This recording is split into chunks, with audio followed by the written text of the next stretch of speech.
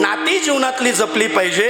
ही विचार संपत्ती आपल्या जीवनामध्ये महाराज साध्या साध्या गोष्टीच्या जरूर सध्या सख्या एका माय बापाच्या पोटातून जन्माला आलेले सख्खे बहीण भाऊ एवढे भांडतात, एवढे वैरी होतात, कुठल्या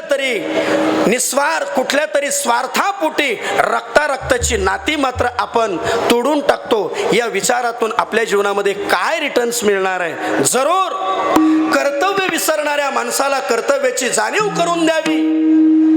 एखाद्या भावाकडे जर चांगली प्रॉपर्टी संपत्ती असेल तर त्याने जरूर आपल्या बहिणीचा सांभाळ केला पाहिजे, कारण तिची परिस्थिती आपल्यासारखी नाहीये। पण एखादा भाऊ जर श्रीमंत जर असेल आणि बहीणही श्रीमंत असेल ना, एवढं सगळं असताना आपल्या भावाकडे आपण का अपेक्षा करावी?